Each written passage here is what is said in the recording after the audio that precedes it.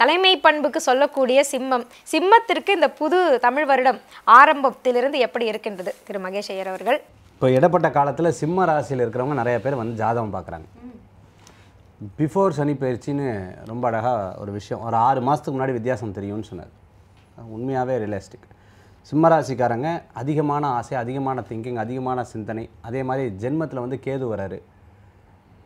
Multiple தாட்ஸும் multiple ஆன disease, மல்டிபிளான சில விஷயங்கள்லாம் அவர்களுக்கு ஏற்படக்கூடிய காலகட்டம். கொஞ்சம் கவனமாக தான் இருக்கணும், இந்த காலகட்டத்தில் கவனமாக தான் இருக்கணும். பட் எப்போவுமே நம்ம படிக்கும் பொழுது சுவைக்காது, படித்து முடித்ததுக்கப்புறம் அந்த ஒரு இனிமையான அனுபவம் வந்து ஒரு பெரிய மாற்றத்தை கொடுக்கும். நான் வந்து ஆசிரமத்தில் இருக்கும்பொழுது ஃபஸ்ட்டு வந்து டே 1 கரெக்டாக 6:15 உள்ளே இருக்கணும்னுவாங்க. 6:16 இருந்ததுன்னா அவுட்.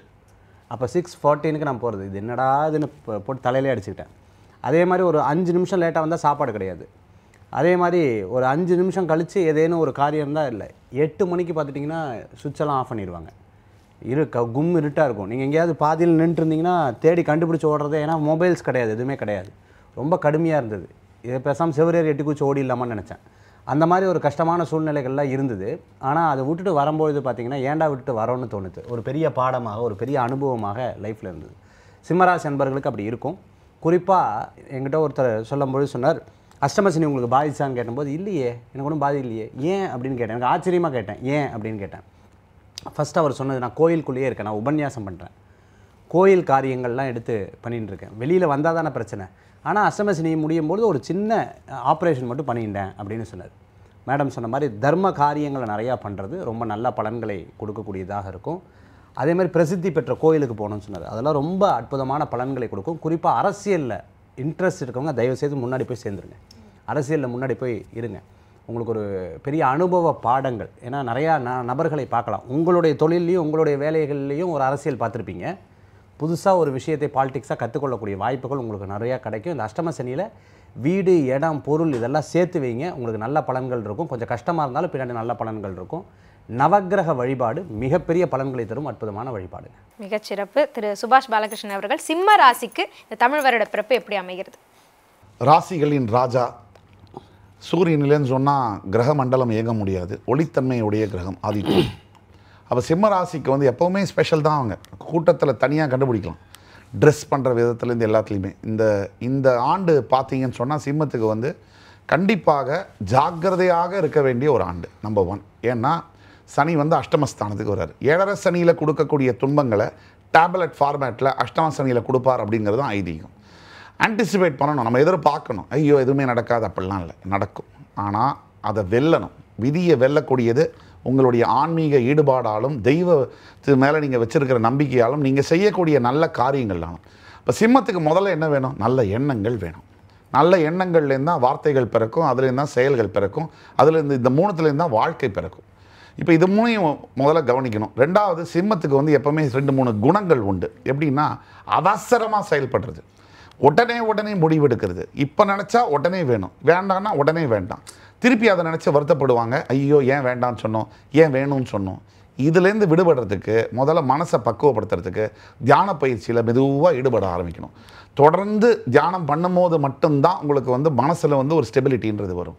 உங்களோட ஜென்மத்துக்கு கேது வரும்போது அண்ணா சொன்ன மாதிரி சிந்தனைகள் சிதறும். அப்போ நீங்கள் வந்து மல்டிப்புளாக யோசிப்பீங்க, அதை பண்ணலாமா இதை பண்ணலாம், கடைசியில் எதையும் பண்ண மாட்டீங்க.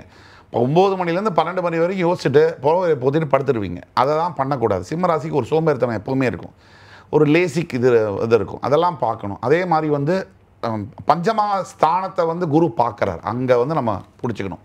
உங்களோட பூர்வ புண்ணிய ஸ்தானத்தை குரு வந்து பார்க்க போகிறாருன்னா அங்கே பலமாயிடுது. பூர்வ புண்ணியம் உங்களை காத்து நிற்கிறது. கடவுள் வந்து அப்போ என்னப்பா இந்த வந்து ஆண்டவனே உங்கள் பக்கம்பான்னு சொல்கிறோம். அந்த மாதிரி ஆண்டவன் வந்து சிம்மத்து பக்கம் இருக்கார். இந்த அஷ்டமசனி காலகட்டத்தில் தெய்வத்தை பிடிச்சிக்கணும். அதை 2வது, உங்களுடைய 7ஆம் இடம் என்று சொல்லக்கூடிய இடத்தையும் சிம்மத்தை வந்து குரு 9ஆம் பார்வையாக பார்க்கறதுனாலையும் சில பல பிரச்சனைகள் ராகு அந்த இடத்துக்கு வர்றதுனால இருந்தாலும் கூட எண்ட் ரிசல்ட் வந்து பாசிட்டிவாக இருக்கும். இத்தனையும் இருந்தாலும் சிம்மம் எங்கே கரெக்டாக இருக்கணும்னு சொன்னால் பொறுமை, நிதானம், ஆன்மீகம். மிக சிறப்பு, மிக்க நன்றி. ஸ்ரீமதி பாரதி ஸ்ரீதர் அவர்கள், சிம்மத்துக்கு எப்படி இருக்கின்றது இந்த புது வருடம்? அவங்க 2 பேரும் நிறைய அட்வைஸ்லாம் சொன்னாங்க. ஸோ நான் வந்து யங்ஸ்டர்ஸ்க்கு என்ன சொல்லுவேன்னா, இப்போ நிறைய பெற்றோர்கள் சந்திரன் சிம்மராசியில் இருக்குது, இப்போ கேதுவும் வந்ததுன்னா இப்போ இவங்க ஜாதகத்திலேயே ஒரு 30 வருட இப்போ திருமணத்துக்கெலாம் இருக்கிறவங்க வந்து பார்த்திங்கன்னா சமீப காலத்தில் இருக்கக்கூடிய பிரச்சனைகள் வந்து கலப்பு திருமணம். ஸோ பெற்றோர்கள் வந்து வேண்டான்னு நான் சொல்கிறேன் கேட்க மாட்டேங்கிறாங்கன்னு. இந்த வருடம் சிம்மராசிக்கு கல்யாணம் வந்து பண்ணாமல் இருக்கிறது நல்லது. ஏன்னா 8ல் வந்து சனி, 7ல் ராகு, ஜென்மத்தில் கேது. ஸோ இந்த மாதிரியான ஒரு கிரக அமைப்பில் நீங்கள் காதல் திருமணம் எனக்கு 10 வருஷமாக தெரியும் நான் கல்யாணம் பண்ணிக்கிறேன்னு சொன்னாலும் கோச்சாரத்தில் கிரக நிலைகள் சரியில்லாத போது அந்த திருமணம் வந்து அவ்வளோ சோபிக்காது. அதனால் திருமண விஷயத்தில் கேர்ஃபுல்லாக இருங்க. 2வது குடும்பத்திலேயே அவங்களுக்கு வந்து ஒரு ஒத்து போகாத ஒரு சூழ்நிலை, சின்ன பிள்ளைங்களாக இருந்தாலும் சரி, திருமணமானவர்களாக இருந்தாலும் சரி. ஸோ எடுக்கிற டெசிஷன்ஸில் கொஞ்சம் பார்த்து கவனமாக எடுக்கிறது நல்லது. ஜோதிடத்தில் உங்களுக்கு நம்பிக்கை இருந்தால் உங்கள் ஜோதிடர்கிட்ட போய் கேட்டு அது அணுகி ஒரு கூட்டு தொழில் பண்ணலாமா, இல்லை இருக்கிற வேலையை விட்டுட்டு வேறு வேலைக்கு போகலாமா, எந்த ஒரு டெசிஷன் எடுக்கிறதா இருந்தாலும் நிதானமாக யோசிச்சுட்டு பண்ணுறது நல்லது. குறிப்பாக இந்த ஹாஸ்டல்லாம் தங்கி படிக்கிறீங்க இல்லையா, அந்த குழந்தைங்க இன்ஸ்டாகிராமில் ஃப்ரெண்ட் ஆனாங்க. இப்போ எல்லாமே அதான சோஷியல் மீடியா, முகமே தெரியாத ஒரு நபரை வந்து ஃப்ரெண்ட்ஷிப் பண்ணிவிட்டு அவங்கள நம்புறது அப்படிங்கிறது ரொம்ப வேதனைக்குரிய ஒரு விஷயம். ஸோ பெற்றோர்களுக்கு ரொம்ப மனவேதனை. ஏன்னா இன்றைக்கி ஆண்ட்ராய்டு ஃபோன் இல்லாமல் ஒன்றுமே இல்லை அப்படின்னு ஆயிடுச்சு. அதனால் குழந்தைங்க தயவு செஞ்சு ஜோதிடம் உண்மையா, கோயிலுக்கு போகணுமா, சாமி வந்து இதை கொடுத்துட்டாரா அப்படின்னு விதண்டாவாதம் பேசாமல் உங்கள் வாழ்க்கை நல்லா இருக்கணும் அப்படின்னு நினச்சிங்கன்னா ஜோதிடர்கள் சொல்கிறத கேளுங்க.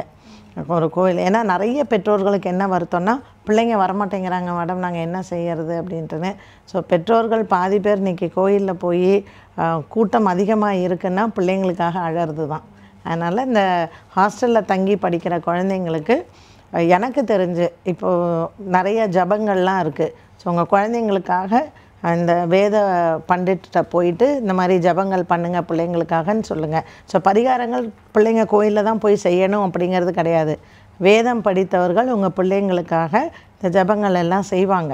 ஸோ அது மாதிரி தெரிஞ்சவங்கள்ட்ட போய் கேட்டு உட்காந்து பண்ணுங்கள், அதுவே உங்களுக்கு நல்ல பலன் தரும். மிக்க நன்றிமா. திரு வேல்முருகன் அவர்கள், சிம்மத்துக்கு எப்படி இருக்கின்றது? சிம்ம ரசிகர்கள் பார்த்தோம்னா எப்பவுமே எதுலையுமே நான் தான் பெரிய ஆள், எப்பவுமே கெத்தாக சுற்றிட்டு இருக்கிறவங்க. அவங்க வந்து ஒரு 2.5 வருஷமாகவே சனியோட பார்வையில் வந்ததுனால எல்லாமே ஏறுக்கு மாற நடக்குதுன்னு சொல்லுவாங்க இல்லையா, இவங்க நினைக்கிறது ஒன்று நடக்கிறது ஒன்றா இருக்குது.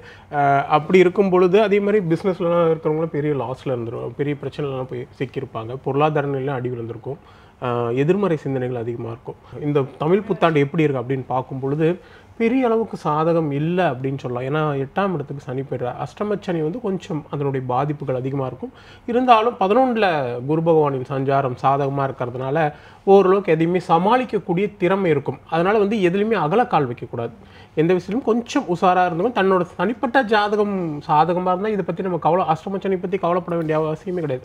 அஷ்டமச்சனிலலாம் பெரிய ஆளானவங்களாம் நிறைய பேர் இருக்காங்க, ஓகேங்களா. அது தனிப்பட்ட ஜாதகம். அப்படின்ற பட்சத்தில் இந்த காலகட்டத்தில் எந்த விஷயத்திலையுமே கொஞ்சம் கவனமாக இருக்கிறது நல்லது. யாரையும் முழுமையாக நம்ப வேண்டாம். வாகன பயணங்களில் கொஞ்சம் கவனமாக இருக்கணும்.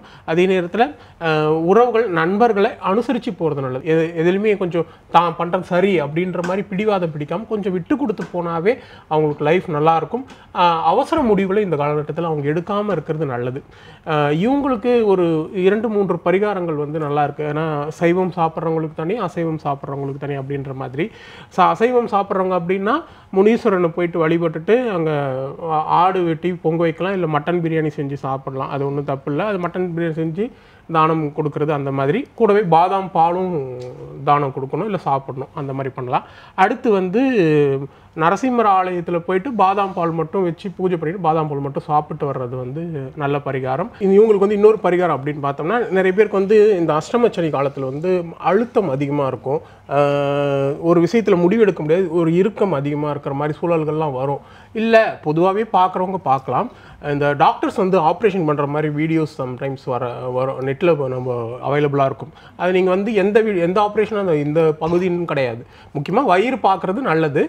ஸோ அந்த மாதிரி வீடியோ வந்து ஒரு தடவை பார்த்துட்டிங்கன்னா உங்களுக்கு அந்த டென்ஷன்லேருந்து அடுத்து நம்ம என்ன பண்ண போகிறோம் அப்படின்ற வழி கிடைச்சிரும். இதை அடிக்கடி பார்க்கறது கூட அஷ்டமச்சனிக்கு ஒரு நல்ல பரிகாரம். இது எதுக்காக பார்க்கணும்? இது 8ஆம் இடம் சர்ஜரிமா. ஓ, அதனால நீங்க போயிட்டு அங்க போயிட்டு நம்ம சர்ஜரி அப்படின்றது வந்து நம்ம அங்க ஒரு கிரியேட் பண்றோம். பரிகாரம் யோகான்றது ஒண்ணுக்கு ஒண்ணு இணை தானே. கண்டிப்பா இது நல்ல மாற்றத்தை கொடுக்குங்களா நமக்கு? 100% கொடுக்குமா? இதெல்லாம் வந்து லாஜிக் சயின்டிஃபிக்காக தான் எடுக்கிறோம் எல்லாமே. ஓகே, ஸோ இது பண்ணுறவங்க கண்டிப்பாக இது எப்படி ஒரு மாற்றத்தை கொடுக்குது அப்படின்றத பார்க்குறதுக்கு நாங்களும் ஆவலாக காத்துட்ருக்கோம். மிக்க நன்றி.